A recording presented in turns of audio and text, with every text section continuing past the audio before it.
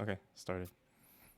Yeah. So, uh, yeah. Um, is there a particular format you're listening to? Whatever you want, Yeah. honestly. Every podcast should start with like people saying, "Is this the show?" And then there's a bunch of like Skype problems, and then, um, I was listening to a show the other day that Hmm. had I think like a 3 minute real time pee break in it, which was impressive. No, I'm Justin Falcone. I'm a programmer and writer living in Brooklyn, New York. I work nowhere right now. Um, Feel free to plug yourself. yeah, I'm looking for work right now. After you talk about after this podcast, you will surely believe that I'm incredibly insightful and Yes.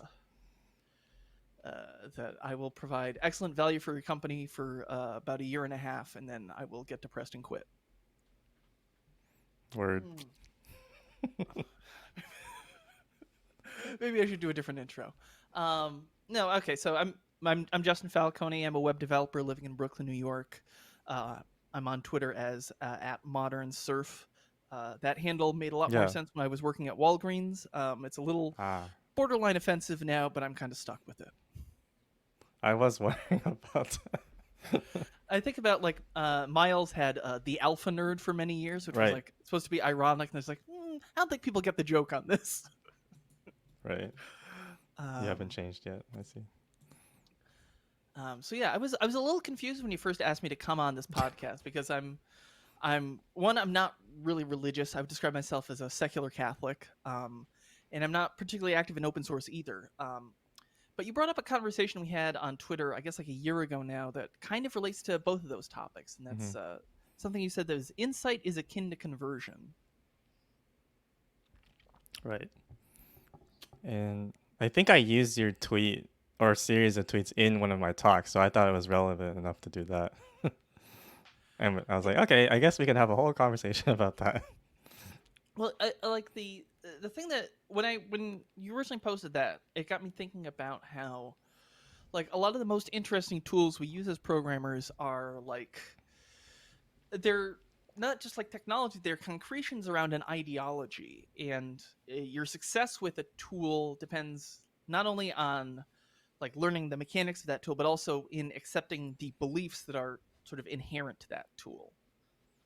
um Should we dive into that more? Because it's like I don't know. Does everyone like if you just say that statement, do people like get what that means? Because I think a lot of people are like, a tool is just a tool. It just compiles my code or it lints it. Why does it have anything to do with the view of a person that made it, right? yeah, and I think that's like, I mean, from a macro perspective, this comes up a lot in like, all tech is political. Yeah. From like, whether it's like, how the tech is being used for like good or for evil, or things like, but the open source is sort of like an inherently political statement about, or Mhm. especially like free software or like copyleft, or specifically political statements about like how you believe intellectual property should work. But like even on a more sort of like micro level, or a less, or I guess like ideology is not strictly like a political thing, but also just like a way of seeing the world. And I think a lot about in like the last five or so, like the community that I think both of us are most involved in is the JavaScript community, where Mhm. in the last over the course of like the last 10 years, there's been JavaScript has gone from being sort of like uh you know a thing that you have on your web pages to like uh to like Interactivity. Yeah. yeah, a little bits of interactivity to like this is what you build your whole application in, and the sort of like the professionalization or engineerification of JavaScript has That's a happened good during word. this period. But like because I think partly because the the JavaScript application perspective is so young, there's been a lot of it has been very receptive to new ways of thinking. I think in it like there's Hmm. a specific in in the way that like Rails in the around like, about 10 years ago, so many new programmers were coming into that, or like uh that a lot of the Rails became a tool not just for like people learning programming, but also for like adopting the ideologies that were present in Rails, the philosophies that were present in Rails became sort of like, this is what programming is. Mm. There was a tweet the other day about like, like would TDD have become popular if it weren't for, well, she said dynamically typed languages, but like she meant Ruby on Rails, because like TDD is sort of synonymous, and specifically like RSpec flavored TDD is sort of synonymous with Rails, even though I know a lot of people who were doing Rails were not writing. Certainly when I was doing Rails, I was not writing a lot of tests, but you're supposed to. Yeah, Like that's supposed to too. Like you yeah, feel like you should. I think that's yeah, interesting. there is sort of like a moral weight to it, Mm-hmm. or it's like a tradition within the Rails community that you do this, and if you're not doing it, you are Heretic. yeah, exactly. I love this.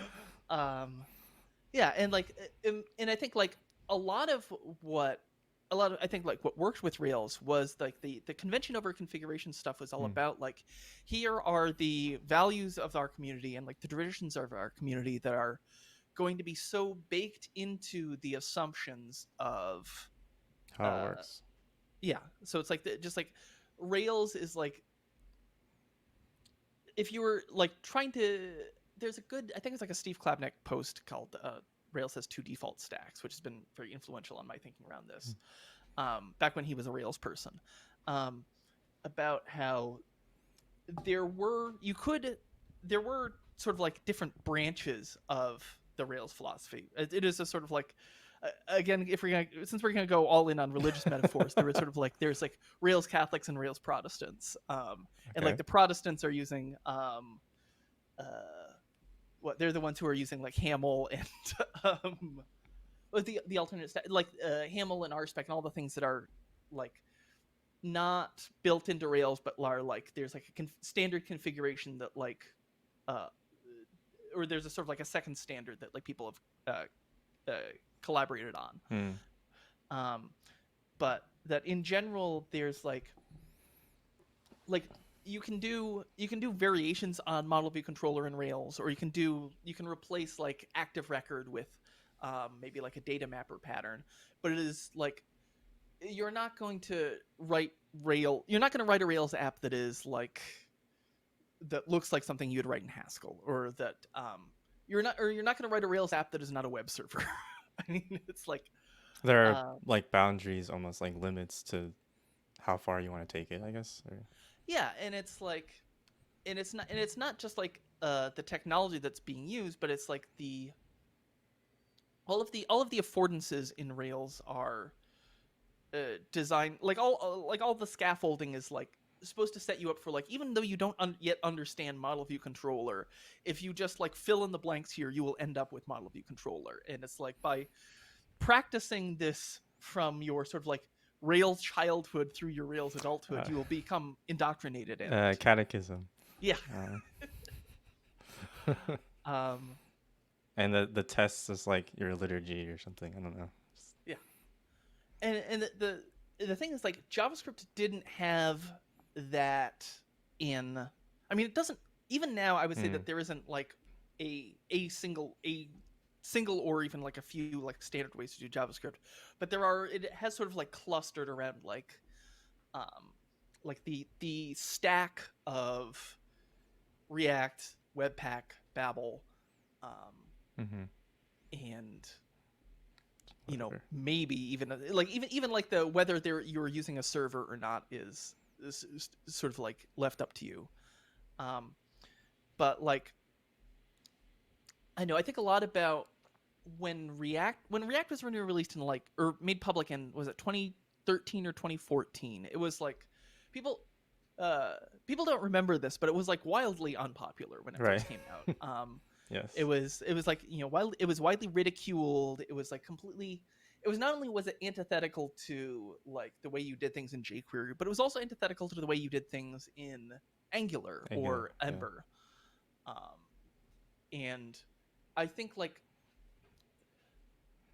what made React take off was not there's this Pete Hunt talk called Rethinking Best Practices, which I think is sort of like where the beginning of the React generation begins.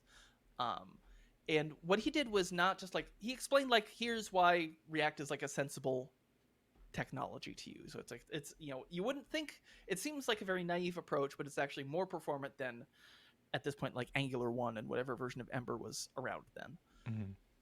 But I think the thing that was more important was that he was like an evangelist for the React as a way of thinking. And like I look at a lot of technologies that have worked, and particularly ones that are doing like weirder things, and it's, there is always somebody who is like not just explaining how the tech works and like why the tech is cool, why making cool demos, but like, here is like what we believe in when we do this. So for React, that might have been like the whole like the application is a function of your state. And, like everyone started quoting that, right? The whole FFX stuff, like that kind of thing, Yeah, right? yeah, exactly. And it's like, and there would already, and the JavaScript community was like ready for React at the time, because we had, the previous 5 years had been this sort of like, something that I would really like to study is just like how functional programming became cool in Mm, basically the world's most popular programming language after being an academic topic for 40 years. that's a good point. Um, Like even ES5, right? Adding in like map and filter, like those yeah, I things, mean, it's like Lodash. in That's cool. like the thing is like map and filter and those things all existed in Ruby, which got them from Smalltalk, Right. which got them from which got them from Lisp. Although it's funny, you can see the there's two sort of parallel development. Um, there's sort of like, as a historian, you can trace where a lot of these ideas come from where the what the method names are. Like um, That's like cool. in Ruby, for example, all the original method names are collect, inject, select, which are all come from Smalltalk. Mm. Um, and those are all doing the same things as like map, filter, reduce, but they have different names because they come from a different tradition. And it's like the people who are making Smalltalk had used new Lisp, but like uh, uh, you know, this was, Smalltalk comes from the same era as like the development of Scheme and Common Lisp, and so it was coming from much more sort of like a shared tradition as what we now recognize as Lisp, but was like it split like much earlier. Um, and I think like in JavaScript, I think the method names I think came from Brendan Ike has said that like scheme and Yeah. self were both Right. big influences on JavaScript, but also like Perl was a big one. I think like most of our string methods come from Perl, which in Mm. a lot of Perl string methods are just like are come from C, which is why they have like why index of returns -1. Uh, Right. uh, but where was I going with this? I was talking about ideology and so I mean, yeah, there were a lot of, in ES5 there was a lot of the that it had started to adopt functional programming into the language, and that was 2009, I think. I think the previous year was Oliver Steele's Functional JS, The which book. is Or um n- no, or I think the functional JS book I think is Michael Fogus's. okay. Functional JS, the library, Oh, okay. was a very early functional program. I think it predates Underscore. Underscore adopted some of the ideas from that, and then Lodash adopted the ideas from that, and then some of that made it into JavaScript. It made it into the language in ES5. But it was something where like certainly functional programming was not a thing that people were thinking about in JavaScript in 2010, or I was it see. was certainly not mainstream. Although um, but like over like the basically the 5 years of like 2010 to 2015 of I don't know exactly what it was. I think it was partly that hmm, where was I going with this?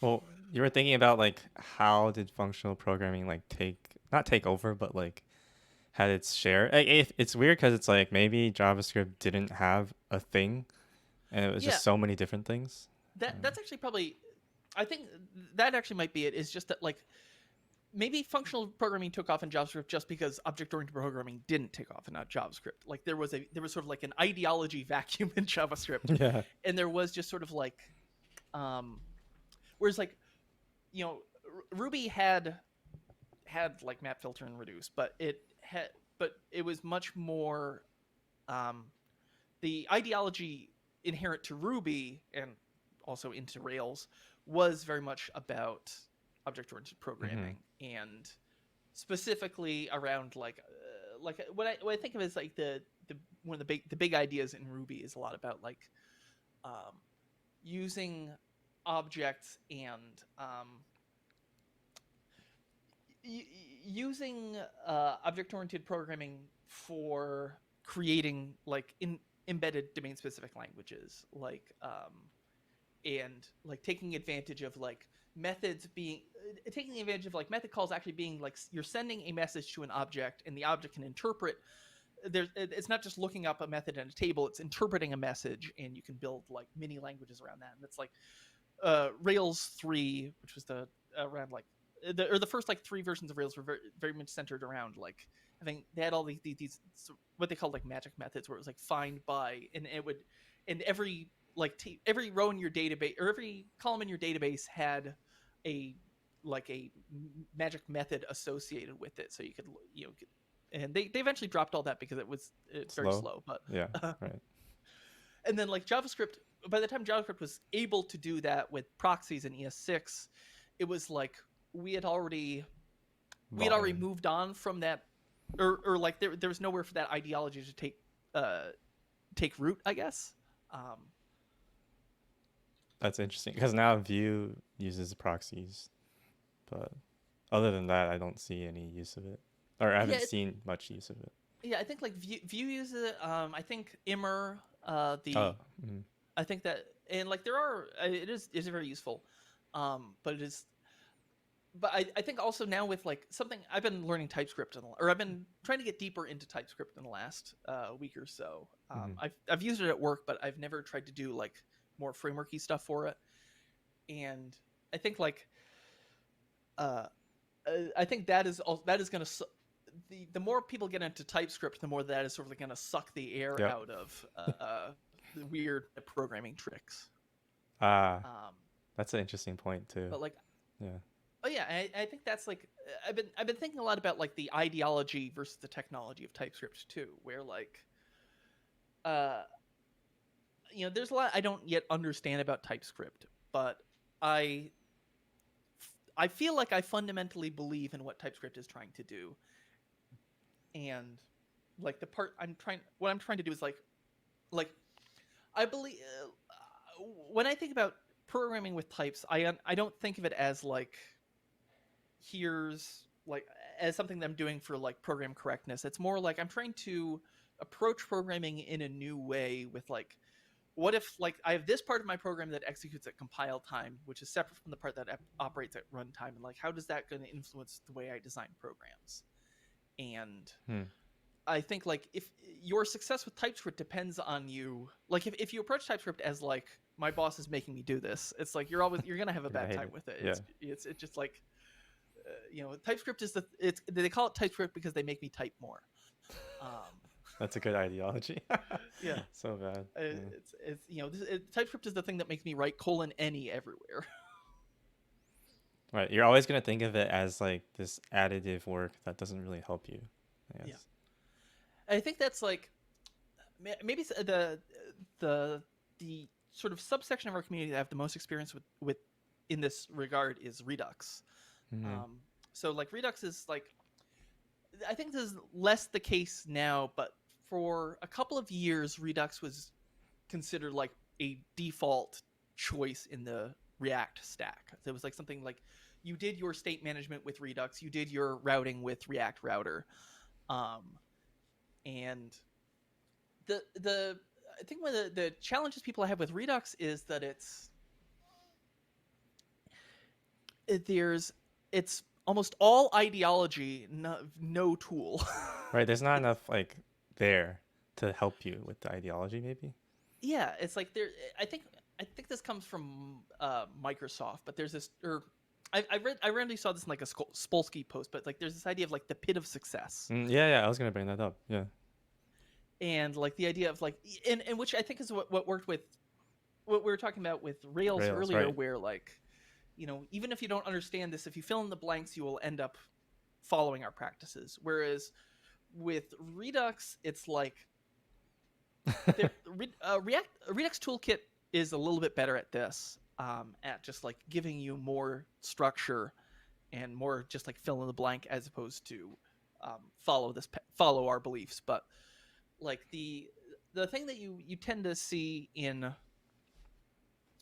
like there are a couple of problems you see in basically every code base that uses Redux, which is one is like the staff engineer or like whoever has like the most clout says we're going to use this for literally everything, and um, so you end up using Redux for things where it is not particularly suited for doing component oriented state. You can make it work for that if you give each component its own ID, and then it's like Redux. You can use Redux like it is a big database that your whole program reads from, but it's not particularly good at that. It's not particularly good at something that I have tried to force Redux to do many times, which is like you get all the data that comes over the network goes into your Redux store, and again, you're using it as a big local database, and then you have this sort of elaborate system of like tracking like which requests are in flight and like batching requests together. And again, it's something you can make work, but it is not. I feel like it is against the grain of what Redux is trying to do, or certainly what Redux is trying to do out of the box. But like the main thing is just like you see, like every single you see Redux being used for like setters basically. So it's like if all of your actions are like set foo, set bar, set baz. Hold on a second, Yeah. somebody's at the door. All good.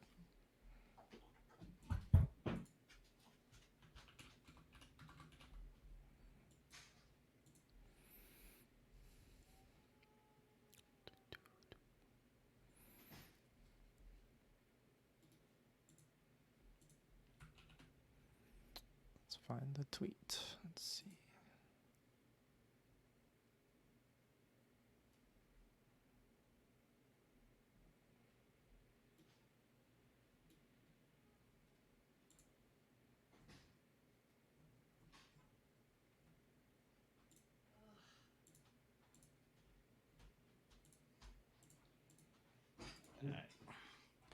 Sorry about that. Where was I? All good.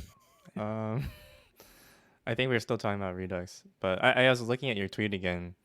I did. There's a good point you had about how there's this like the difference between a library and a framework in terms of inversion of control and how much you have to change your thinking the more that it's I guess the more that it's a library or maybe the more that it's a framework. I'm not even sure anymore. Well, I mean, this is something that came up a lot. I mean, like the arguing over what is a library or a framework is very much like Okay, yeah. it is a sort of like, it's not quite a hot dog sandwich question, but it is like there is like, it's more of like there are things that are I think unambiguously libraries and unambiguously frameworks, but I think there's a lot of stuff that's in a gray area where like which one it is depends on how you look at it, because there's, I think, like anything that anything that has callbacks is theoretically like there is some form of inversion of control in that,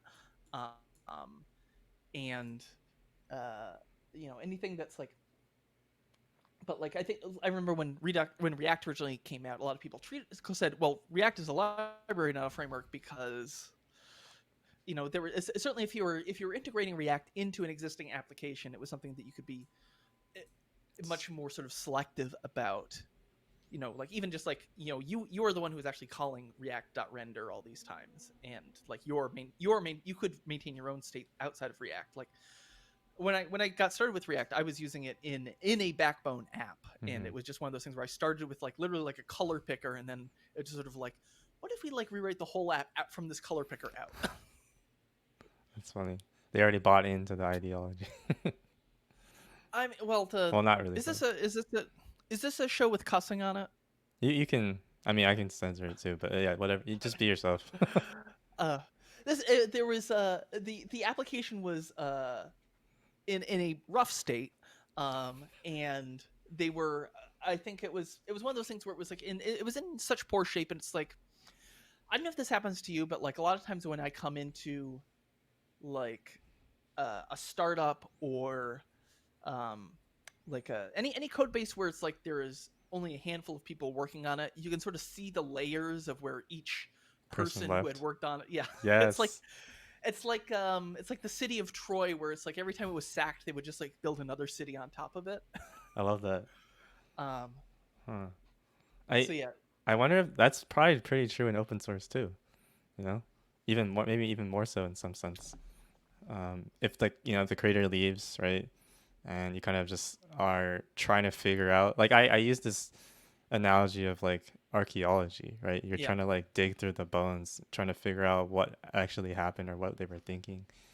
yeah, and Yeah. you see these like sort of like halfway completed big rewrites, and so yeah, they when I came into this code base, it was like this was like my first React thing. It was must have been like 2015 or so, and I had used React for a week at this point when I got hired. But it was like it was something where I'd worked in Angular, and but like I watched the Pete Hunt talk, and then I did the React like tutorial, and I think I had that realization, which I think what they're hoping for is like this is what I believed all along, but now somebody has finally put it into words. Like this is what I was trying to do with Angular, but Mm. now this like I feel like this is like an un.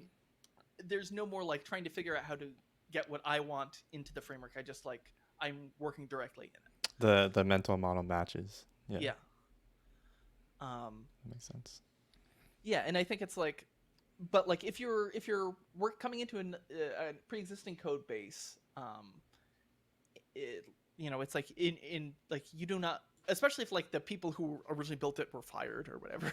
It's like you're coming into it, it's like you are just like trying to, it's more like you're exploring a cave and you can like map out areas that are like I know that this area, I know how to get in and out of this area, so I'll say this part is safe.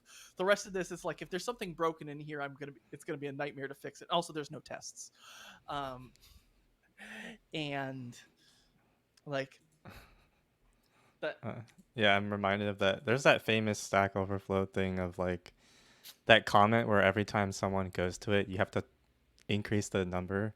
yeah, Like I looked at this code for 4 hours or something. I forgot. Yeah. yeah, um, but yeah, and I think like the things that people struggle with in actually, well, I mean, maybe like I think you learn from more from positive examples, but like compare Redux versus XState. Mhm. I think like on one hand they're sort of like obvious to compare because like XState is at least sort of like the XState is basically the same event philosophy as Redux with the the addition of like a finite state machine as like a organizing metaphor for Yeah. uh but I mean it's like the thing that like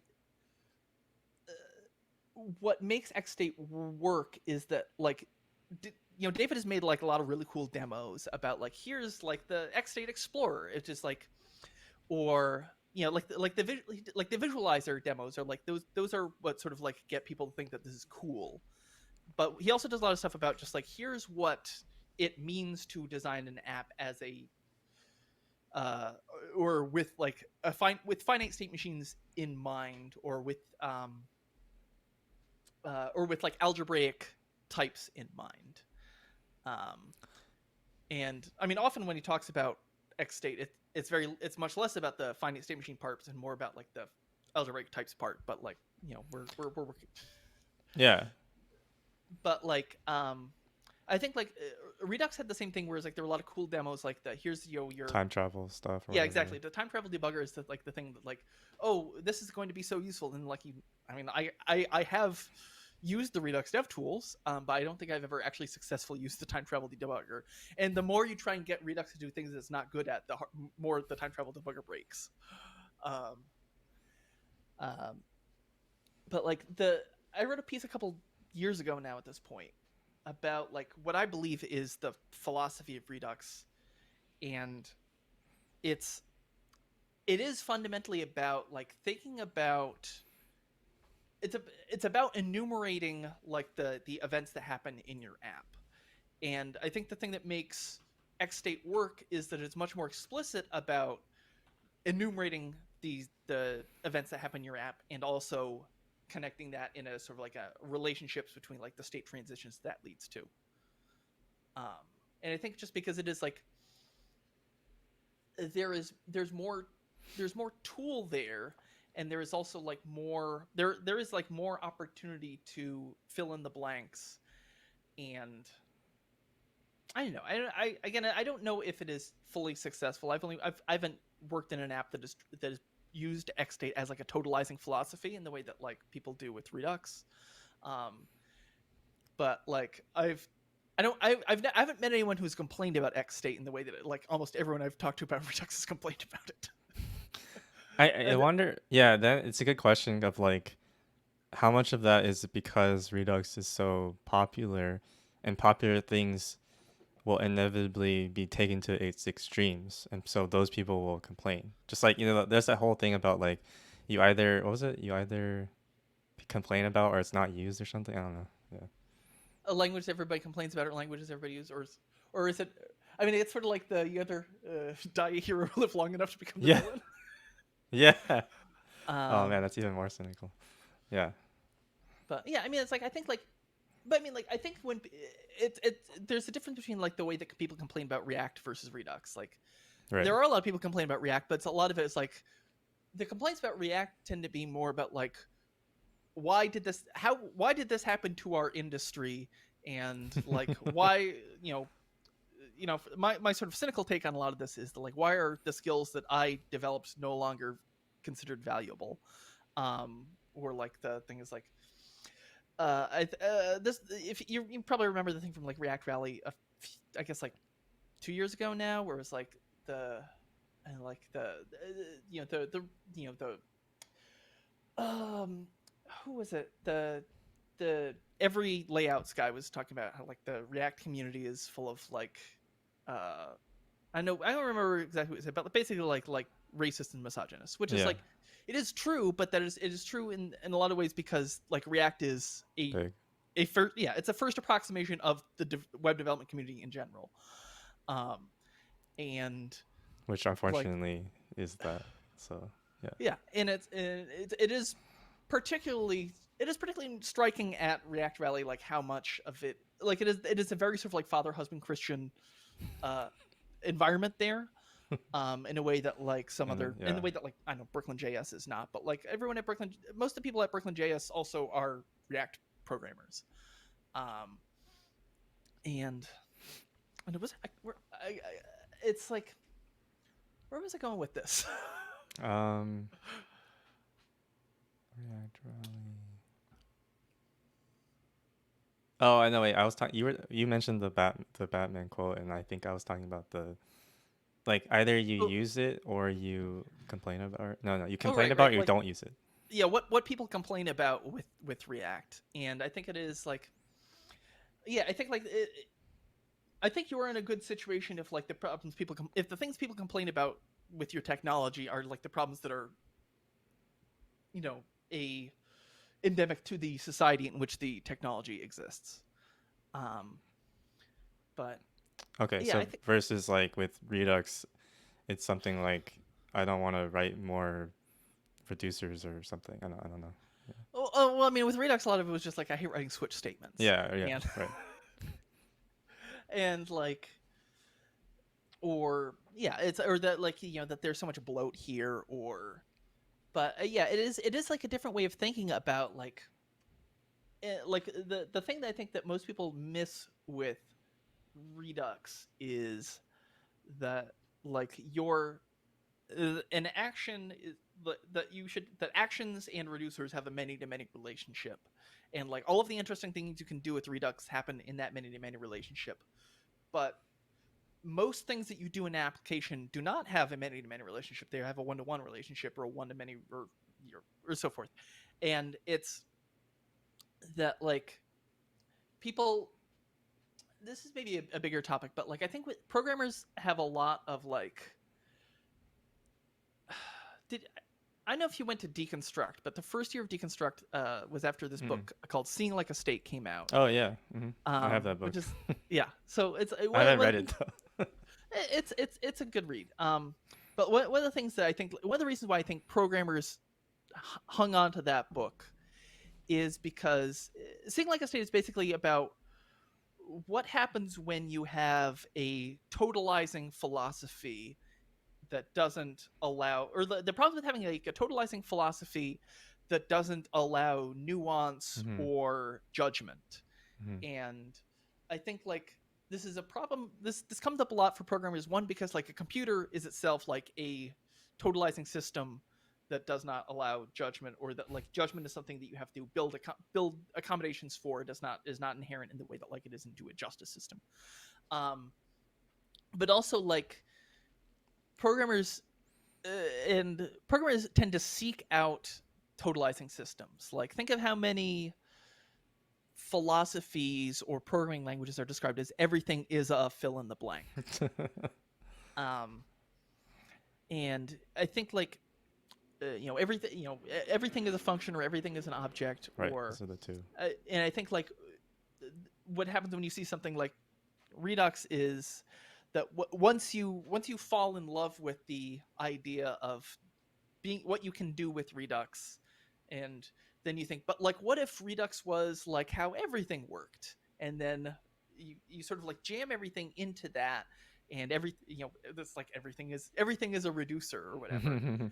And which I think is not, it is not coincidental that like Redux is works basically the same way as an object does in Ruby, where it's like you're sending messages to this object, and it is interpreting them, and you can treat it like looking up things in a table, but you can put like arbitrary, you can have any sort of like message, you can respond to messages arbitrarily. And it's like the way people end up using Redux is like it is object oriented programming, but you have one giant object for your application. And Right. it's just like, and then you basically reinvent the sort of like the pathology of Java programs for 20 years ago, with like having like a God object that does Right. everything. Singleton. Yeah. Yeah, and that's what happens when you don't already have a culture of object oriented programming in JavaScript, is you reinvent it. You reinvent it as within the confines of functional programming. Wow. And that's the Batman thing again. That's Yeah, not what you wanted. You're like, I'm going to be functional, and then you end up being functional in an object oriented way. yeah. Which I think is like there is like a lot of functional programming systems do sort of work like that. Like Redux is influenced a lot by the Elm architecture, which is basically like you have one big object for your program that everything talks to. But like Elm is both like has a lot of affordances for doing functional programming in an easier way, and the way that it has some types built into it, so that like your that like it is some types in pattern matching, so you're not writing everything in a giant switch statement, you're writing everything in a giant match statement, which is a little nicer. And I guess we might get that at some point, maybe. Yeah. And like if you look at the spec that I want to say Kat Marchand Yeah, wrote for and it's like a lot of this like, here's what you would do in Elm or in Redux, and like that's why here a reason. Or in like Rust is another thing where it's like Rust is not a functional programming language, but it is clearly heavily influenced by functional programming people, and like but it is Rust ends up being like a very different approach to like, what if we did functional programming but also imperative programming. But also, I think like Erlang is another thing where it's like it is basically like your state is, you have a giant switch statement, and that each thing is like an atomic change that sets the state. Gary Bernhardt talk called Functional Core Imperative Shell, or Boundaries is the talk. Functional Core Imperative Shell is the short video that predates it. But like I sent that to Dan a couple of years ago, and he said, "Oh, right, this is Redux." That's good. So it is something that like these ideas do get like invented again and again and again. But Yeah, I think it's like the mistake is like once you have this idea, it becomes like this a total like fixation, I hmm guess. Yeah, and it's you but like idolatry. yeah. That's what I Well, would say. now I think like another interesting thing that happens a lot is I think a lot, within like the functional programming world, this is referred. This is like the monad problem, where it's like once you get it, you become unable to explain it. Oh, I love Um, that's interesting. I still don't think I get it. so the like the thing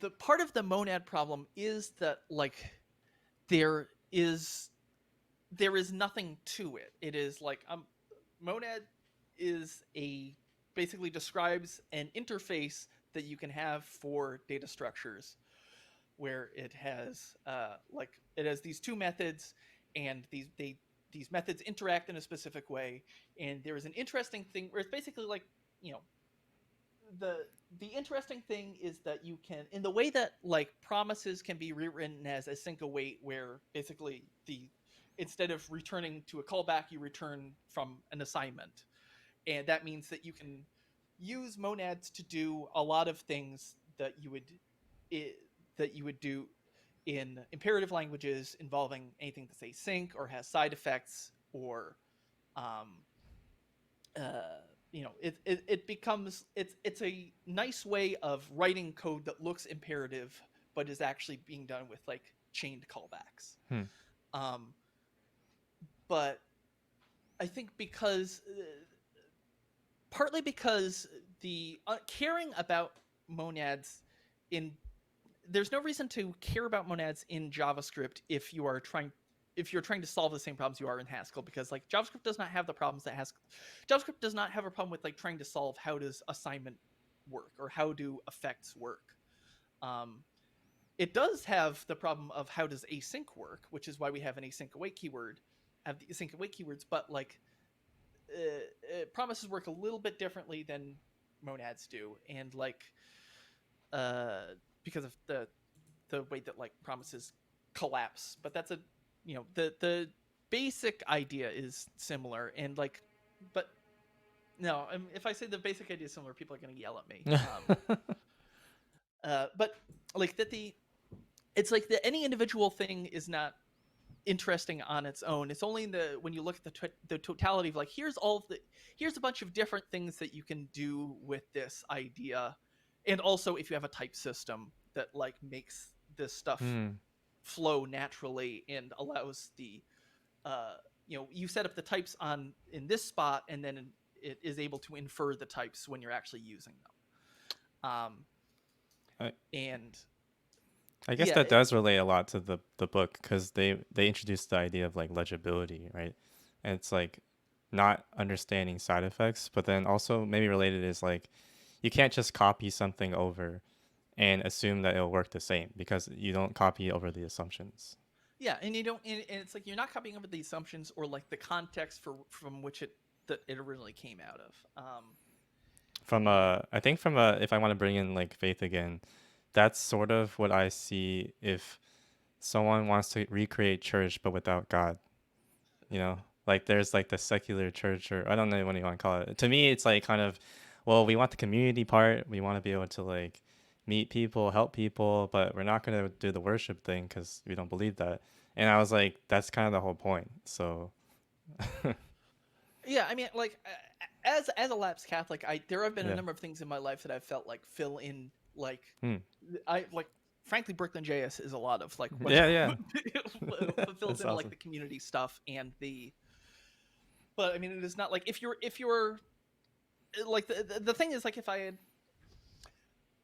if I were going to church because I wanted to experience the presence of God, I would not be particularly satisfied with Brooklyn JS and reproducing that experience. Um, Hmm. and like the same thing with like the other things like karaoke was a big thing in my life for a while, and it was like I really did like singing in a large group, which is a big part of what I enjoyed at church. Um, Hmm. but like you just because you are getting a facet of the thing doesn't mean that like you are you're not getting the whole picture. Yeah. Um, The parts in the whole. Yeah. yeah. That's good. Um, Yeah, I know. I think it's like, and I think like what makes Brooklyn JS work is that it has like a different thing that is, it does have like a different ideology that it is organizing around, besides in the way that a religion does, but just like it tends to be, it's very different, and it's uh certainly smaller in scope, or like a lower stakes ideology, but and you know, it is something, it is an ideology nonetheless.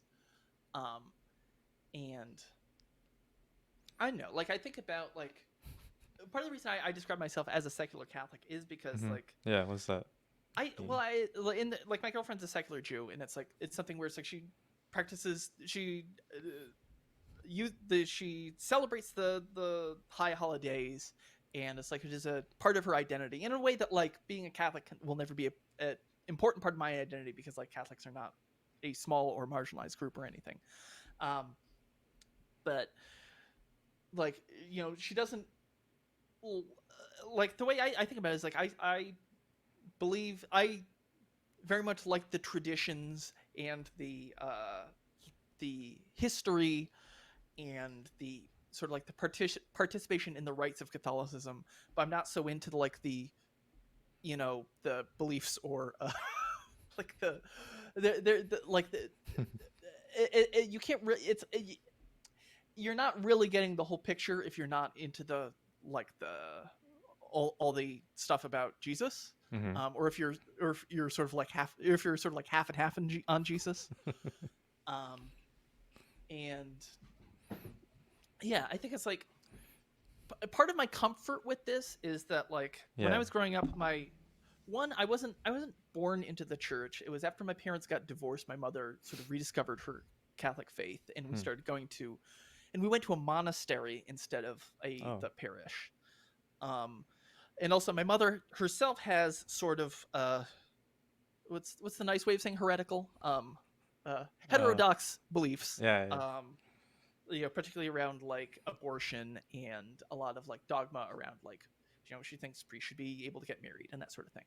Hmm. um and but she also has like the relationship with God that I do not, which I don't know, I think it's like, I think a lot of my friends who um who grew up Catholic, had like strong negative feelings about church. This was Hmm. also like I was growing up in Boston during the sexual abuse scandals, and Hmm. like our cardinal was, or our cardinal was not defrocked, but like removed from office because of his complicity, not complacency, because he was Complicit. complicit in these scandals and was like Yeah. moving priests around. Um, but like one that was like the big sexual scandal at my church was, one of the priests had been in a sexual relationship with a woman like 30 years ago, and most people were shocked that it was with a woman.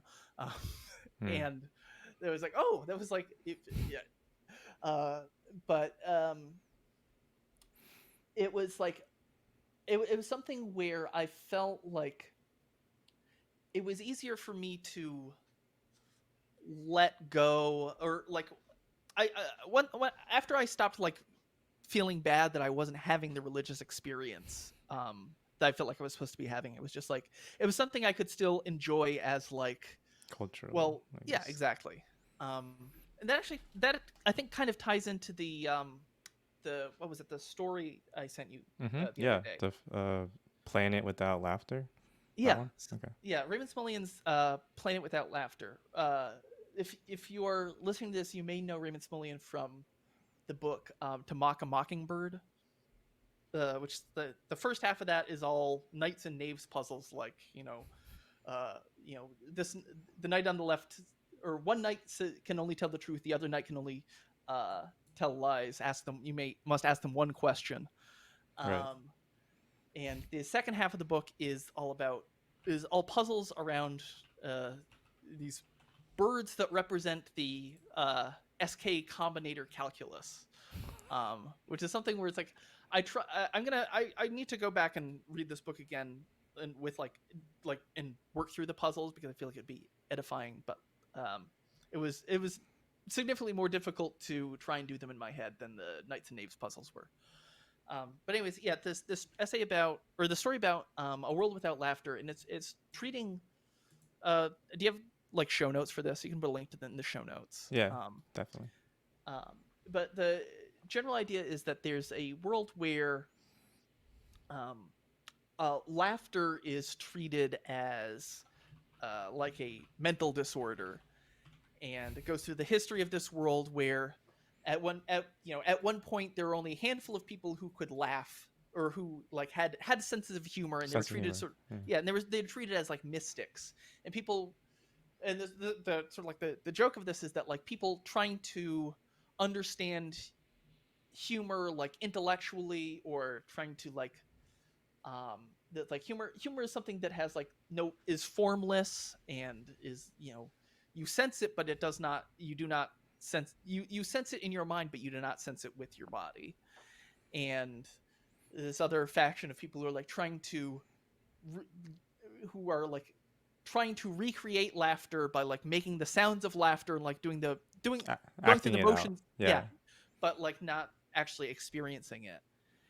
And Yeah. yeah, I like that point where it was saying that like kind of, I guess the world has laughter or is humor in it, but you can't notice it. And it's not seeing with your eyes, it's like seeing just like a different form of sense where it's like um like there was that phrase where it was like it you can't help but laugh, and it's like something that overcomes you, not something you're willing into existence, right? yeah, and I think it's something where like I guess it's like maybe going back to our original thing about like insight. It's like the information, the things that would make you laugh are all around you, and those are the things that you perceive. Mm-hmm. But like the actual laughter or the insight or whatever is something that comes from within, and it's Yeah. like um here's another weird thing. Are you familiar with the Ted Chiang story? I think it's called Understand. Mm-mm. It's one of his earliest short stories. It's in the Story of Your Life collection, which Arrival comes from. Right. But it's the spoilers for a short story that was published in Omni magazine in the 80s. It's this sort of like psychic battle between basically two wizards, and the one wizard gets the upper hand on the other because in the previous day he has shown him, he has he has like shown this wizard, the enemy wizard, like the strange pattern, and then during the battle he just says understand, and Hmm. the other wizard like remembers this pattern, and then suddenly it forms, and it makes his brain explode or something. um and I think that's what it's like, that's what getting a joke is like. I like, no, it makes sense. Like when I was reading that, because you already told me to look through it, I was like, oh, that does remind me of Faith. I think someone else told me the other one you could use is like the magic eye puzzle or Yeah, something. exactly. That's exactly what I was meant. What the thing Okay. in Understand is supposed to look like. This is a great podcast where I describe short stories poorly. And then I find the Yeah. point. Yeah. Yeah. It's Uh, like it's always it's been in there in front of you, but like you have to do the work of realizing that like I use the word integration. You have to find these clues, and then you have to put it together like this is a pattern. Or like, yeah, maybe like camouflage, right? There's something in the background, but then you realize there's something actually there, like it's a chameleon or whatever it is. yeah. Well, I mean, it's like the metaphor that people, or a phrase that you hear a lot is like seeing the forest for the trees, Mm. and like recognizing, or sort of like I guess like vice versa too. It's like recognizing the sort of like the. Actually, have you read Gödel Escher Bach and A Turtle Golden Braid? Mm-mm. This is I've another one of those. definitely, yeah, people say it a lot. Yeah, this is I think like this is one of those things where I think like half the people who read it hate it, the other half love it. And it's like it's something where I'm a lot of programmers end up reading it at some point, but like there's one of the uh, one of the sections on it is about like holism versus reductionism, Mm. and the sort of the gag in it is like uh like the giant word holism, and then like the outline of the word holism is reductionism, like written all along the sides of it. And yeah, like being able to, but like if being able to uh put together all of the pieces, or being able to take a whole thing and like pull the pieces out of it. Both, right? Yeah. um and yeah, I think about like, yeah, conversion or insight, a lot of it is coming from like having all of the, Mr. Policeman, I gave you all the clues. And then Detective, yeah. yeah, and then putting it together. And then like, or what is the, maybe this might even tie back to our originally our seven conversations back in the stack, but like about uh all of the pieces for functional programming taking off in Mm, JavaScript being present in 1995 to 2005, and then that last that last 5 years is like where the integration happens. right. That is a lot more complex of a story than just like it happened or like it was inevitable or this thing cause and effect sort of thing. Yeah. Right. Well, I mean, it's like when you're trying to like establish culpability, you always point to like whoever the last person to touch it, basically. But like, all of the culpability, that person has all of the things that influence them, and there's this graph of things that all, Mm, even if there's like one sort of like inflection point, there is all the things like led to that before. And like, you do sometimes wonder like if I do sometimes wonder like if React hadn't taken off, like was like, I feel like the success of React was not inevitable. um mm, and like if for whatever reason, like, I know like React had been launched at JSConf and ignored and ridiculed, and then like Pete Hunt got a job somewhere else instead of working at Instagram. um, would somebody else have become like the evangelist for React that like brought it over the edge, or would we have gotten another like framework in that flavor, maybe a few months later or a year later? Would it have been component oriented, or would we have ended up with something completely different? Would it have been like, uh, mm. I think a lot of like, would it have been like, one of the things that I think appealed to a lot of people about React is that it basically it had so much like PHP heritage, but with like a lot of the bad parts removed, or like it was made by people who understood why PHP was good, even though there were many things that were bad about PHP. But like, I do wonder a little bit like what React would have if like, and like Ember comes a lot from like a Rails culture.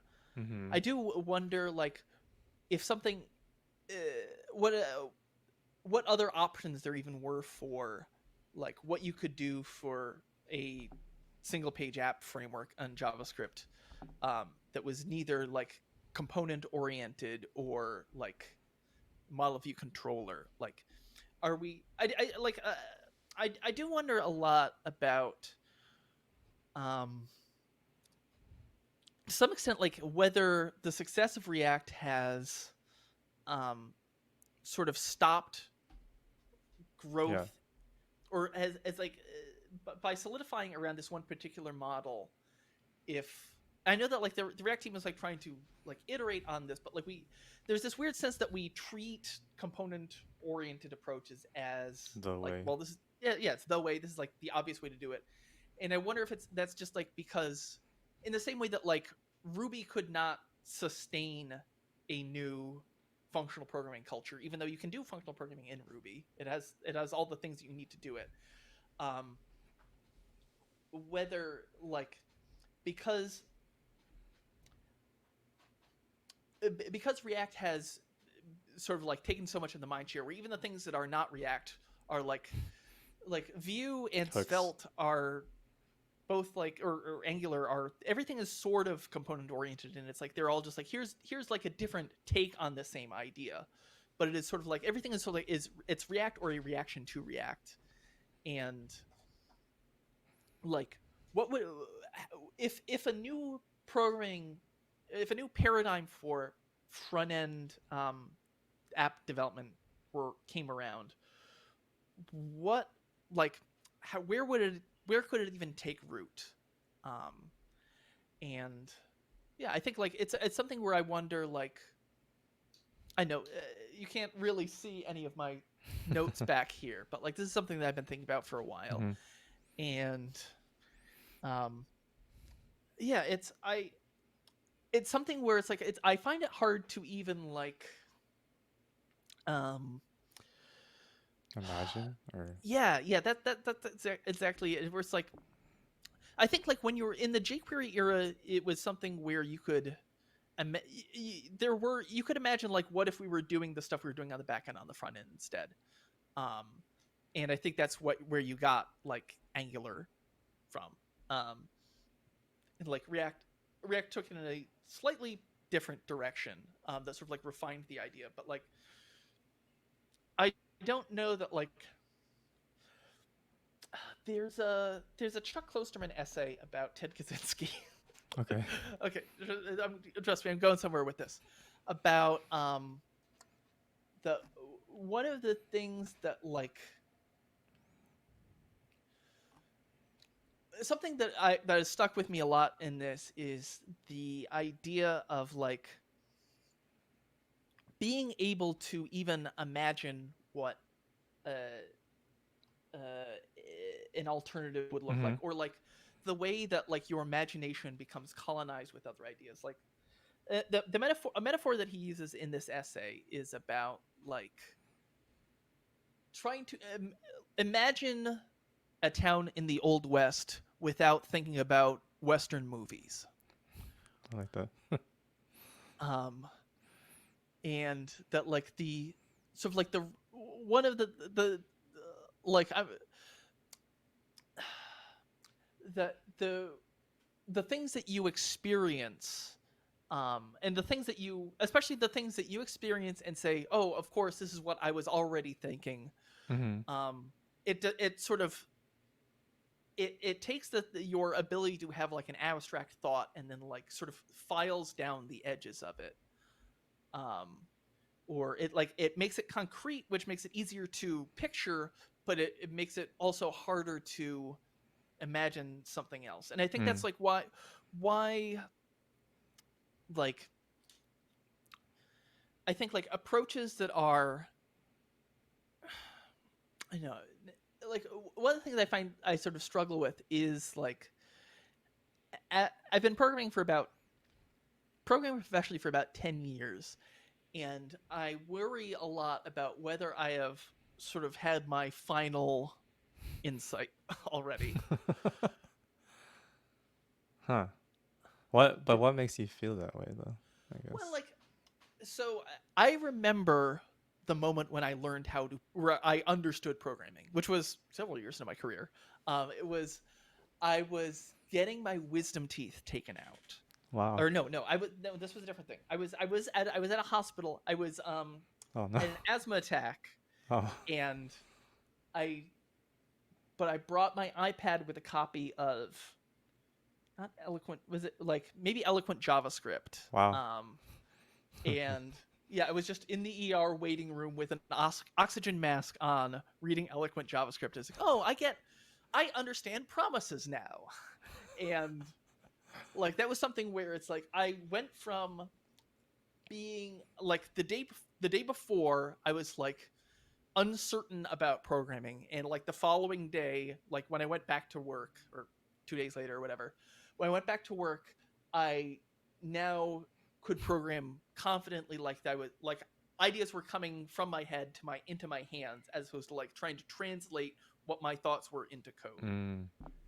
And I feel like I'm feeling that struggle again now as I'm trying to learn TypeScript, because TypeScript is such like a strange way of programming. And I felt like I think a lot of the languages that I've tried to learn have been almost like chasing the high of That uh moment.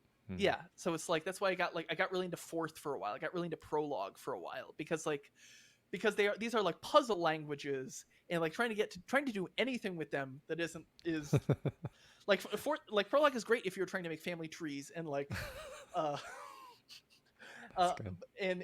and there you happen to be able to turn other programs in. If you can turn another program into a family tree, then it's a great fit for Prolog.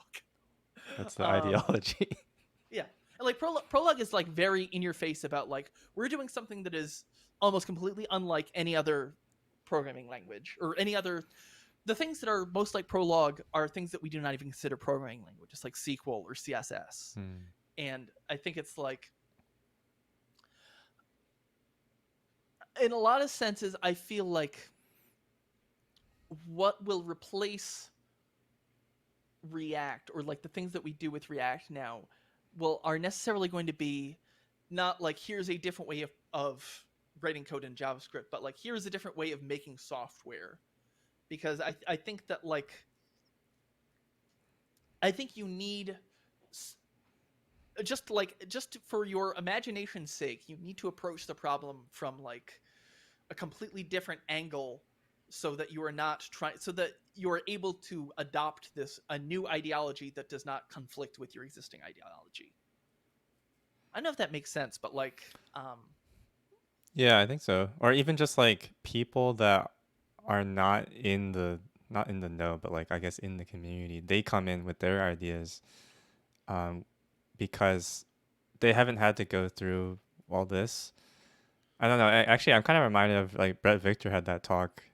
I forgot the name, but I think he did like some Dropbox conference, and he like pretended to be. oh, the future of technology one. Yeah, yeah, Yeah, yeah. It was that's like great. he was like in like 19, whatever, Yeah, 70 or something.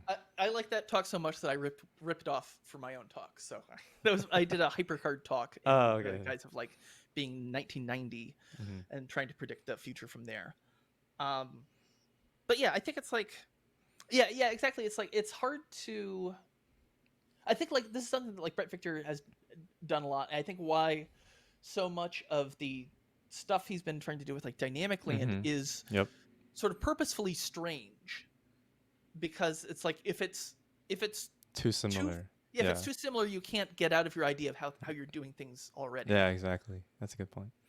I Um, actually just talked to Omar a few months ago, I guess, and like it's really easy to come away with. Actually, that makes sense. Like a lot of the demos, right? The remember the was it inventing on principle? People made a bunch of those, right? It's like, oh, you can like move your sliders around, and it's like that's not the point, you know. right. My vision is way bigger than that, and I think like after having gone there to like try it out at Dynamic Land, it's like it's not just like spatial software, but like the whole idea of like end user programming and not kind of imposing. Yeah, that's interesting too. I wonder like their ideology in a way is like trying to allow the user to be more like hands-on, like more physical, right? It's not screens, that whole thing. That's very different. That ties into something that you brought up when we were originally when Hmm. we were working this out, was like the idea of like a lot of programmers.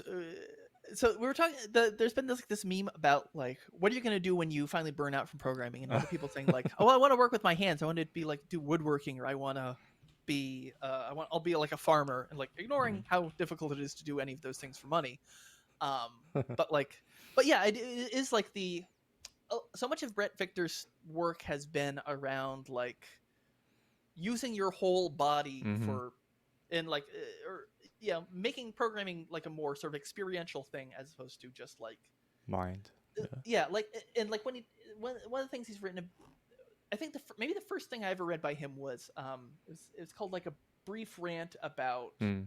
um I can't remember. It was basically about the iPad, because it was something where it's like he had worked at Apple and he had done a lot of stuff around, particularly around I think gestures in um, on what was originally the touch screen that went into both the iPad and an iPhone, but like many years before that launched. Um, but yeah, one of the things he talks about is like what we have now is sort of you have like pictures under glass that you can slide around, and that's like a curiosity, and it is like there are things that does make better, and there are things that like that does that like it is. surprise it like typing works better than you would think on an iPhone. But it's still not like it is. You do lose something from it not being tactile, and like there are trade offs involved. But it's like it has changed your relationship with the computer, but it's still like it, it is not as big a jump as what he was trying to go for. It's like you were just like replacing a mouse with a touch screen is like removing one layer of indirection, but like you are still like the screen is still like an indirection between you and the Hmm. computer. Um, It looks like it's called The Future of Interaction Design. Yeah, okay. 2011. He he mentions tool. I mean, it's tools. So in the essay, he talks about capabilities, and I'm assuming he takes a lot of this from like Tools for Conviviality by Illich. And like the idea of I like this distinction of tools versus apps. You know, like the hammer is a tool where the designer can't really impose that much really on the hammer. You could do whatever you want with it. But with Yeah. an app, like it's designed and you can't, you know, this unless they make like a plugin, which is a whole different thing, you have to do it the way they want you to do it. Yeah, and I think like I'm sure he would agree with this, but I think there is it's not like there's a hard Yeah, distinction between tools and apps, but there's a definitely. gradation, and I think like the like I'm one of the things I'm interested in software is the extent to which you are like this actually it's interesting this going back to like our earlier conversation about like the pit of success is like the Mm. pit of success is a lot about like creating restrictions that like force you to use the tool in the way that it is being intended to be used. um and like to some extent that is like it is you will have a better time using a hammer if you're using the flat part as opposed to like the hook part. um And but ideally, the handle would help you know that yeah, you should do that. But yeah, and like knowing, and even, I mean, even things like knowing where to hold a hammer on the in the yeah, handle, and like balancing like the precision you get from like holding it up by the neck versus like the mechanical advantage by holding it down towards the base. Um, and but like you can also use you can use you can use a hammer on a lot of things, not just nails. Um, and I don't know. I feel like I'm talking exclusively in metaphors that do not are not actually illuminating. I'm just my Twitter bio yeah, is yeah. I was you gonna didn't say. explain anything. You just replaced an analogy with a more complex analogy. That comes from I was talking to Aaron Petkoff about um, my sort of like philosophy of like how functional programming and the relationship between functional and object oriented programming as sort of like well it's like the wave particle duality of light, and that was like not helpful. Uh, Unless you somehow understand that even better, yeah. right? Um, but yeah, I think like I know I at the beginning of this I talked a little bit about how I know maybe we'll have to cut this part out, but like I talked a little bit about being like I'm unemployed now. I quit because I was like burnout has a very specific connotation that like you're being overworked, and that's I've never been overworked. I've had a few gigs where like when I was doing more sort of like client work, there were a few times when I had like absurd deadlines where it's like, we need you. Hey, we're sorry this is such short notice, but like here's a PSD. We need this to be a website in 24 hours. Uh, Oh man, and like or like I've done hackathons where like by the right. end of day 3, I'm like I've lost my mind. Um, but like that's not what I'm talking about. I'm not talking about like crunch. the The experience that I've had is more like this concept called acedia, which, as I understand it, this could be totally wrong, but I think it's like the feeling that what you are doing does not matter. Mm. Um, It's a it's technically one of the vices.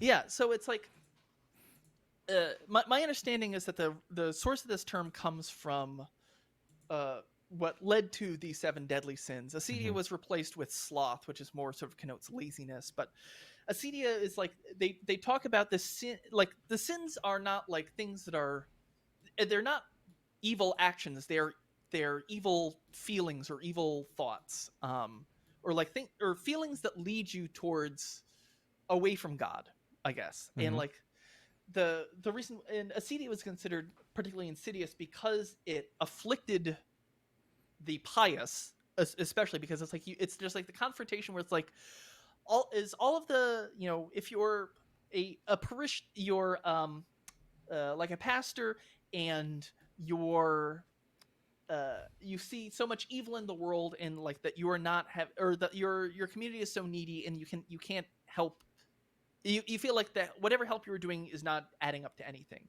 or that you are like a hermit or a monk or something, and it's like, what does it matter if I have this Mm. connection with God, if like the Everything's I'm going just like, wrong. yeah, every the whole world that I'm like, I am, that like my belief in the power of God tells me that like I am an insignificant part of this, so like why should I give a shit?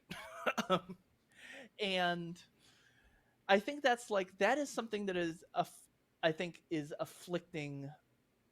Like, I know this is, I reckon, Everybody, yeah. right? Well, I mean, it is in some sense a first world problem, because it's like this is something you worry about when after you've uh, Have enough. filled out the rest of your hierarchy of needs. But like, I know there's something that I get a lot at jobs is just like the sense that like I can close tickets and I can like ship software, but like, what am I? It's a greater purpose kind of thing.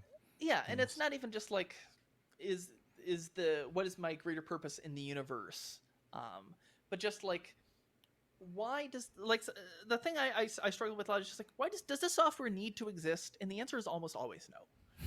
And it's like, it needs to exist is like a complex thing, because it's Yeah. like, when I was at BuzzFeed working on like, internal tools where it's like, does this need to exist? Where it's like, no, but like it makes some people's jobs easier, maybe. And like Efficient the or yeah, whatever.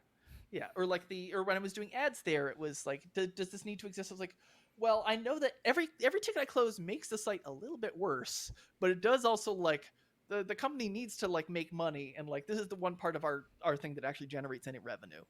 Um, but it, eh, but like, I know, I look about like what am I trying to accomplish in life, and like, I don't know, I don't see myself as, or like, what is my legacy? This is Mm. like, this is a like a thing that a lot of people think about, especially people who don't have kids, where it's like, if my legacy isn't just like my genetic code Hmm. being spread out, like what are the ideas that I'm spreading out in the world? What is like the, how am I, you know I know, especially like, I don't make a lot of my own software. Like I said at the beginning, I'm not particularly active in open source.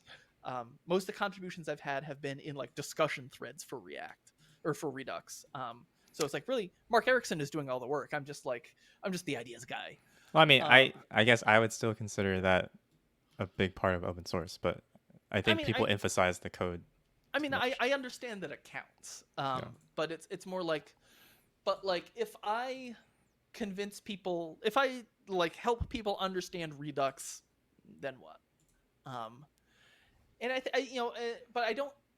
I know. I think like, when people, when programmers talk about like wanting to be farmers or woodworkers, I think Hmm. a lot part of it is just that like, there's the sense that like, if you are working with your hands, or if you're putting your body into your work, that you'll be less alienated from your work, just because you will at least, Closer you will have feels. you'll have this physical experience of working, as opposed to the physical experience of like sitting at a desk and like looking at Stack Overflow. um but I don't know, there is a, I didn't program for a long time after I quit, and I just started writing code again, like outside Hmm. of like job interviews. And it does like, there is a joy in just like, not even like making a thing, but like just in like the experience of thinking about a project as opposed to thinking about yourself is there's a joy in or a joy in the dissociation from the world around you, um Hmm. which in it but like I know like the thing is like I quit my job thinking that like I'm going to you know there's a couple of different things. There's part of it is the um part of it is just like frustration with like the like my company had a wave of layoffs that from my perspective, I'm not going to get too much into it Yeah. while this company exists, but like uh, a wave of layoffs that like on one hand I understand that like the company the way that the company the way that our product worked, we should not have hired these people in the first place, including myself. It was just we did not know.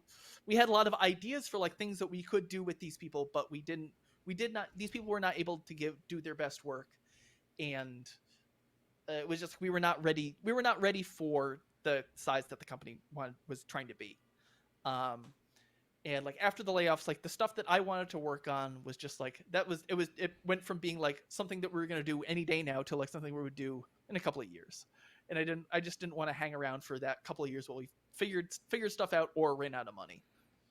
um Hmm. but there was also like some of it was also like my ego of like, well, I've been at this company for a year and a half. I feel like I'm a pretty good programmer. I should be working at some place that pays $50,000 or more a year, which is, I feel like I'm entitled to make 8 times what I made at Walgreens as opposed to just 6 times what I made at Yeah. Walgreens. And it turns out the people who run those companies disagreed. Um, Hmm. there is some of it where it's like I think like I know I have a lot of like professional envy of people on well as I was getting burnt out from work, I was also getting burnt out from like a lot of my extracurriculars. Like Hmm. prior to COVID, I had been thinking about like, do I want to keep running Brooklyn JS? This isn't really fun for me anymore, and none of my friends come to it anymore.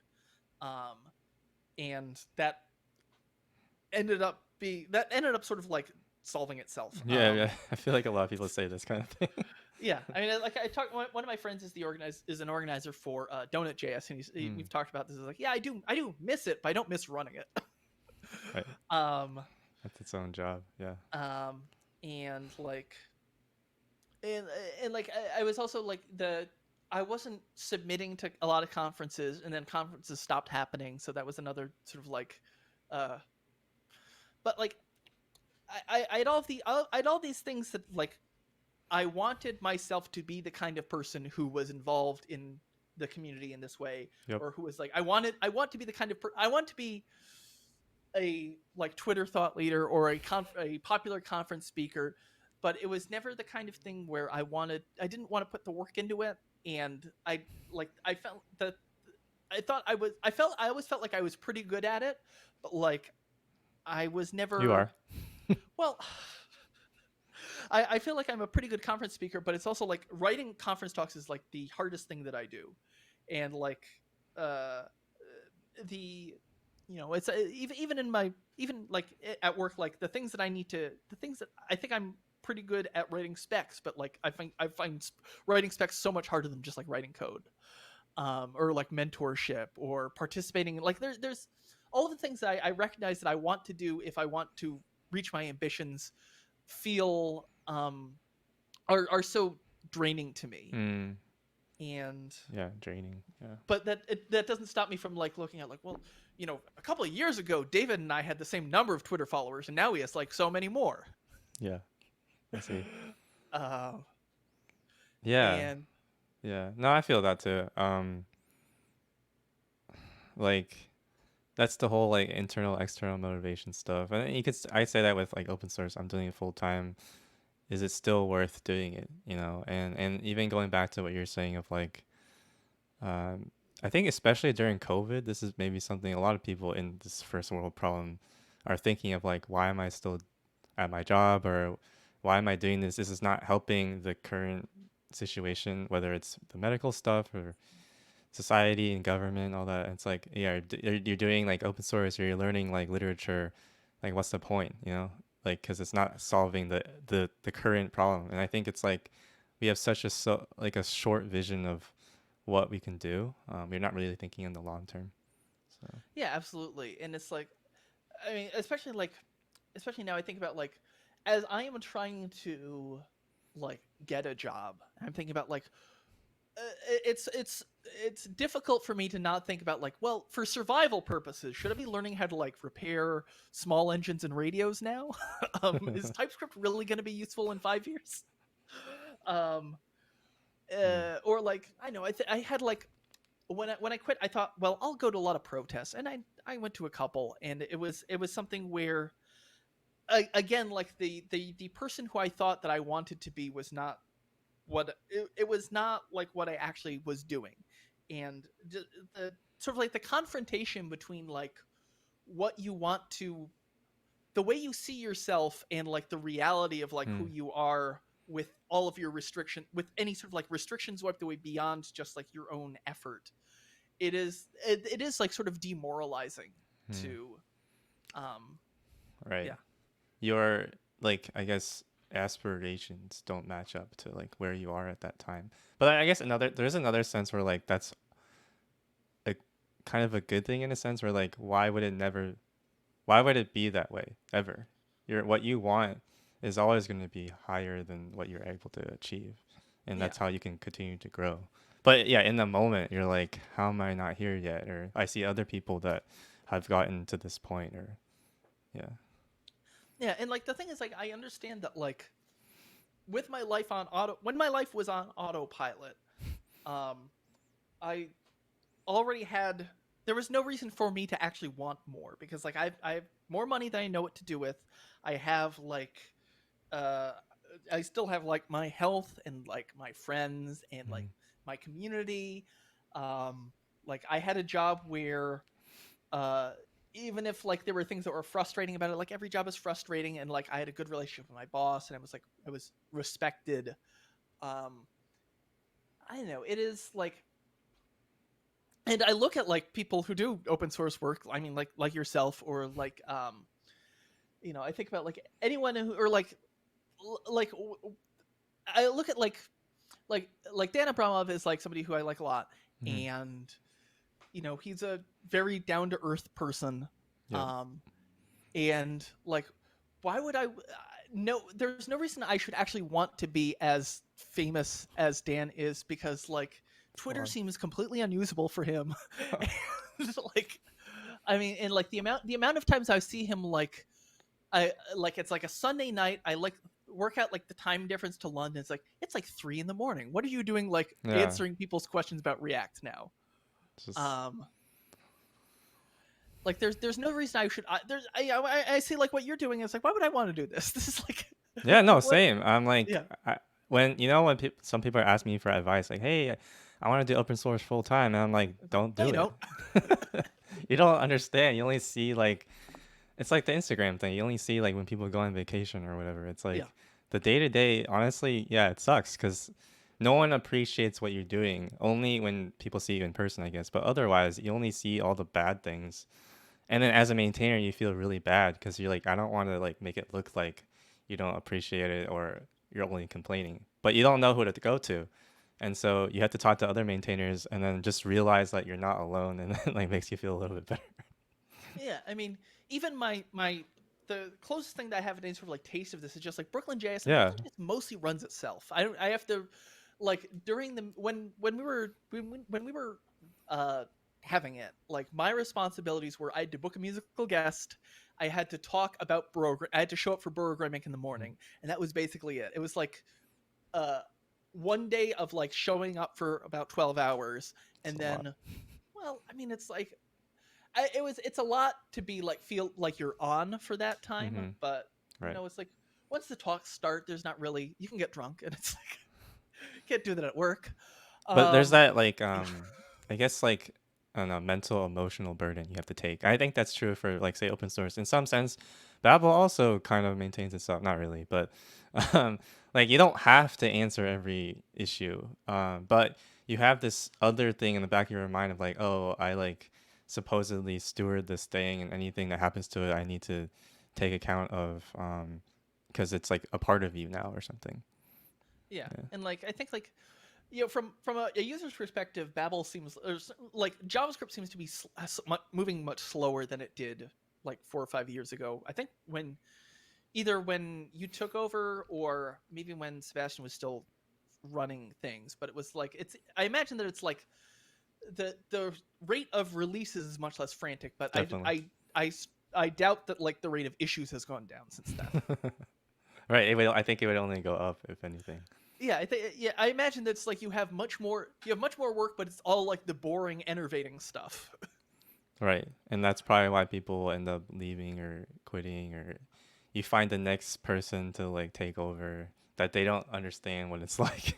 So I almost want to like warn people. It's like I don't want to make it like sound like everything sucks, but I also don't want to make it sound like it's all rosy or Yeah, anything. Yeah. I know. I think this is why I like the sort of like the idea of being a thought leader, where it's like, well, I can come up with like a lot of tweets in a day, and then like it's up to other people to actually like maintain the code bases that are around these ideas. But Uh-huh. like um, but that is apparently not how it works. It's part of it. That's funny. It's funny because I just recalled because you mentioned Kaczynski or whatever, and then I found that he had a phrase called surrogate activities, and apparently that's just like work you do that doesn't actually have a real goal. It's all fake, and they're unsatisfying, right? I think those are the kind of the same idea. It's like Acedia is like almost like you're doing busy work, right? And I think that's a lot of the work we have now. You I feel feel like I saw productive. somebody talking about this on Twitter Hmm. maybe yesterday.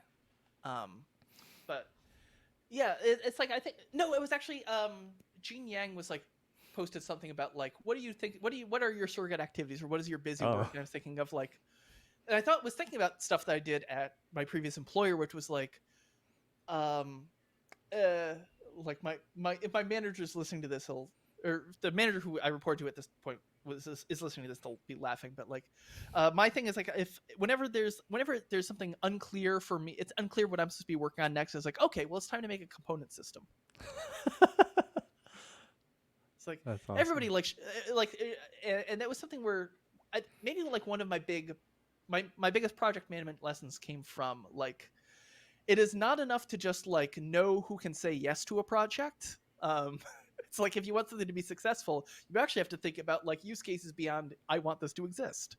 Um, and yeah, I built a shared component system. I did it fairly quickly, just like when there was like a bubble in our pipeline, and like afterwards, like the net result was that people on my team resented me for creating a bunch of busy work for them. Mm. Because it was like now that I had made this shared component system, it's like every Dependencies. yeah, it felt like there was now we all had to use it for everything, and like Oh. there was like a lot of things where it's like because I built it in isolation, it's like I did everything slightly differently. So it's like oh the way that like buttons now come in like these 5 sizes, and it's like use the variant prop to like it was like and now we're using styled components for everything, which is great, except that like the way that we did our because we sort of like rolled our own server-side rendering, and it's like we couldn't get that didn't work particularly well with styled components, and it's like Hmm. yeah it was It I guess it's sort of the thing we were talking about earlier of like you made this thing, but I guess it has its own ideology again. You have to buy, or it feels like you have to buy into the whole thing. yeah, absolutely. And I spent all this time like selling the technology of like here now we'll be able to share components between these two code bases, and not about like here's why this is like a good way of approaching making software. Or like here's what like if we buy into this, what are we buying into? Like what do we have to believe in order for to be successful working with this? Yeah, and I guess I wonder how many people actually really know that. Not and even know it and also be able to express that to people, right? Yeah, going back to the whole conversion thing of like, a lot of times you just make it because it just feels right, but you don't even know for yourself why. So Ugh. I was thinking about acedia again. It's like, in some sense, it's like a sin of omission, right? Because normally when we think about sin, it's like you did something bad, but a lot of it is kind of like you're not doing anything good or you're not doing anything. right? Yeah, well, it's a little bit like analysis paralysis. I mean, Mm. it's a distinct thing, but it's like actually I wrote a little bit about my own experiences with this because this was like I was trying to blog for like a week, and Yeah. what was the I ended up mostly just blogging about buying rugs for I'm building a conversation pit, but inverse analysis paralysis is what I said. Yeah, so like my workflow was like, so what should I do today? Oh, maybe I should clean the kitchen. Oh, well, my pantry's pretty disorganized. I should get like some shelves or something. Do I want to order something from the Container Store? Well, I don't know. I don't have. That seems like a lot of money. I don't have any. I don't even have a job right now. I guess my kitchen is actually fine the way it is. Let's see what's happened on Twitter in the last 5 minutes. And That's then good. that's yeah. That was The whole basically just clean like your room. It feels like a. It's like why. Yeah, it is busy work sometimes. yeah, and it is like I know a lot of this is also like the one of the recurring themes in both in my life and like the stuff that I follow on Twitter is like people discovering that they have undiagnosed ADHD and, Mm. or like the overlap between like the the pathologies of ADHD and the pathologies of like autism spectrum disorders and like how you end up being like a very good programmer for about 16 months in 16-month stretches and then like being unable to deal with society. um but yeah, I think it's like it's not so much, and it's like whenever it's the thought of like I could do any of these things in my mood board here, but like why should I do any of them? None of them matter. If lol nothing matters is like a universal truth, like why should I pursue any of these ideas?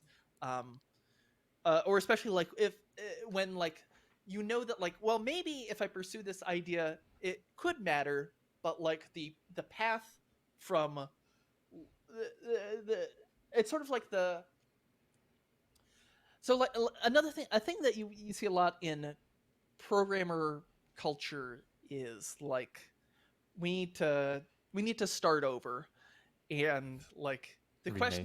the question is never like where do we that like you everyone believes you need to start over from somewhere. It's just like the question is like how far back you want to go. Like Hmm. so on good days I'm like maybe we only need to like back out to like um maybe I just need to like approach things a little bit differently, but like I within the tools that I have, like how can I make this like how can I simplify things, but I'm still like you know doing what I've been doing for my living for how many every years. And then sometimes it's like, well, maybe we're totally wrong about like what web development should be like, and like I know I went on this thing for a while about how like the problems with complexity in web design is not it's not that like like the reason why all of our technology choices feel like they're like yeah, I think like Webpack solves some problems but also creates new ones. So you need to take on another technology to like fix the problems created by Webpack, but then you that introduces its own things. And I think a lot of this comes from trying to that we never the web design like from a conceptual perspective is too much is very focused on creating apps instead of like what if we made really good web pages as opposed and like it's not about the technology that we use for that, it's about like the approach to like maybe tooltips and modals are just like not right for this medium, and that like JavaScript being able to do these things at all has sort of kept us in the a way of thinking that like we're making desktop applications that don't need to be in we're the way I phrased it was like we're making Electron apps that don't require an installer, and like maybe we could be making a different kind of software, but like in the same way that like uh it, there was like the language of film was sort of stunted for a generation after sound was introduced because uh, once sound was introduced, it became much easier to like, okay, so now we're just making stage plays again, or Hmm. we're filming stage plays again, and it took like a full generation to like get back to the rate of progress that you there was in the language of like film as visual medium as there was during the silent era, going from like Edison to like Napoleon. Um, Hmm. and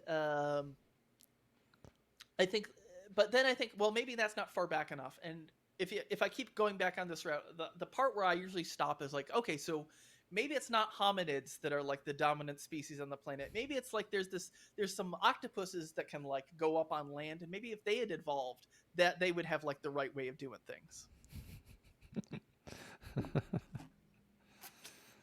Huh. I guess I've been thinking about the medium as a message a lot, and I guess it just comes up everywhere. I guess the whole like copy. We mentioned this before of like copying something over because it's gonna work, and it's like I mean you could talk about like the debate and stuff like that too, but yeah. Yeah, you sent me a McLuhan quote earlier. Hmm. What was that? Let's see. I think so. Well, you said you were reminded of McLuhan, but you didn't say what the quote was. Uh, Faith as percept versus concept. yeah. I don't know if that fits specifically what we're talking about right now, but I think, I mean, we could talk more about like, Hey, we've well, only been talking for an hour and a half. We got we got many other things to cover here. So yeah. Well, actually, because you brought that up, because the story we talked about earlier, the whole world without laughter, you were talking about how that shaped your thinking about the Enlightenment. I don't know if we touched on that, but I think that's what I was kind of referring to. yeah, okay. So it's like I think this goes back to like I think we covered this with like the magic eye thing about um like it's about perception Mm. and um yeah. I don't know if I have. I think I'm kind of running out of steam here. Yeah, I'm yeah, having for sure, for sure. Yeah, I think that like when I was talking about the faith as percept, he was saying that faith is also an awareness. And it's not necessarily only about belief. And I think, typically in the Protestant tradition, faith or religion is just about believing in God and He saved you, and that's it. And it's like a very modernist take on faith. There's no aspect of like, what do you do, or how do you live your life, or like what's after. It's just like that singular point, like you believe. And then I guess that doesn't get into like how does that like it should be a whole like the holistic thing of like your whole life is around this thing. You see the lens through which you see the world is through faith. It's not like the seeing like a state, except I guess seeing through Christianity. Well, I use that C.S. Lewis quote. I don't know if you've heard of this, but it's like he I says, believe the sun yeah, rises thing. Yeah. yeah, exactly. Just like, or was it? I believe in Christianity like I believe the sun has risen, not only because I believe it, but by it I see everything else. Yeah, that makes a lot of sense to me. Yeah. Yeah, cool. I guess we can just stop there, unless there's anything else you wanted to I say. don't know.